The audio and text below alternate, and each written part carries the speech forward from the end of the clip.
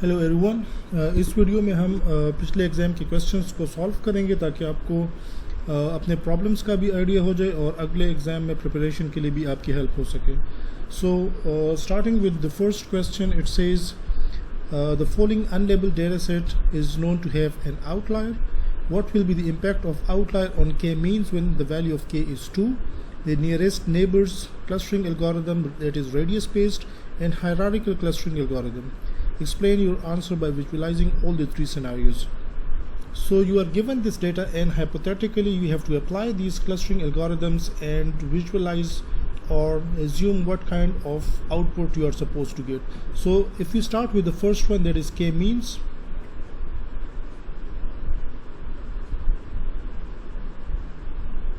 So in case of k-means algorithm, we already say that the value of k is 2.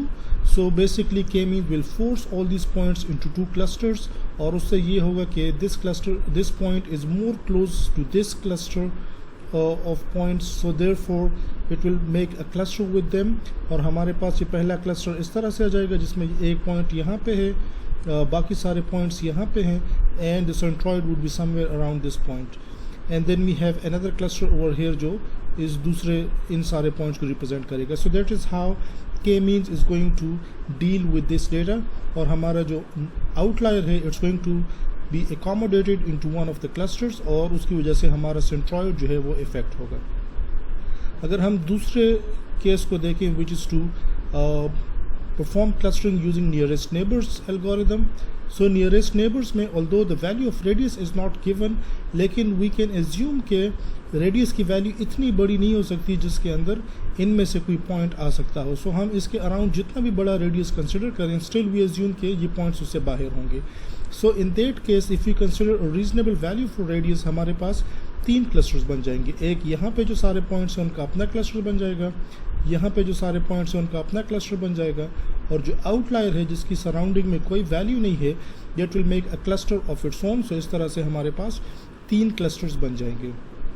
ये तीन clusters जो हैं इनमें से दो वैलिड डेटा को रिप्रेजेंट करेंगे, while the third one is just going to hold that single outlier. तीसरा अगर हम देखें, so the third case was that of hierarchical clustering.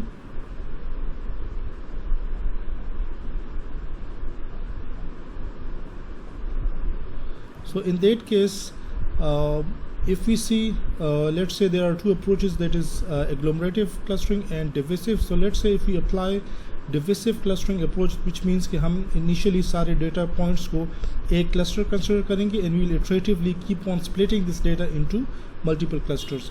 So पहली केस में हम देखेंगे कि कौन से points ज़्यादा दूर हैं जिनको हम split कर सकते. So let's say these points are more farther away than these points. So in the first cut we are going to separate out these points. तो हमारे पास यहाँ पे जब हम कट लगाएंगे तो यहाँ पे दो क्लस्टर्स बन जाएंगे, कुछ पॉइंट्स यहाँ पे आ जाएंगे और कुछ पॉइंट्स यहाँ पे आ जाएंगे. अब ये वाला जो है क्लस्टर, इसके अंदर ये सारे पॉइंट्स आ रहे हैं और दूसरा जो है उसके अंदर ये सारे पॉइंट्स हैं. नेक्स्ट स्टेप में हम फिर यही काम करेंगे और ये पॉइंट जो है ये काफ़ी दूर है इनसे, तो नेक्स्ट में हमारे पास ये पॉइंट जो है ये अलग हो जाएगा और ये यहाँ पे आ जाएगा. इसके अंदर ये एक ही पॉइंट है और ये बाकी सारे पॉइंट्स जो हैं ये यहाँ पे अपना एक दूसरा क्लस्टर बना देंगे और ये सारे पॉइंट्स जो हैं ये यहाँ पे आ जाएंगे.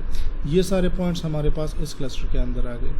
अब हम अगर इटरेटिवली इसको डिवाइड करते भी रहें, लेकिन ये पॉइंट्स आपस में सारे बहुत क्लोज हैं, ये आपस में बहुत क्लोज हैं, तो ये लाइन जो है ये काफ़ी लंबी होगी और यहाँ पर हमारे पास बहुत सारे, जब हम इटरेटिवली इसको डिवाइड करते जाएंगे, सो फाइनली हमारे पास सारे पॉइंट्स अलग अलग क्लस्टर के तौर पे आ जाएंगे. The same applies to this one also, और ये भी काफ़ी इस तरह से होगा और यहाँ पे हमारे पास ये सारे पॉइंट्स इस तरह से आ जाएंगे.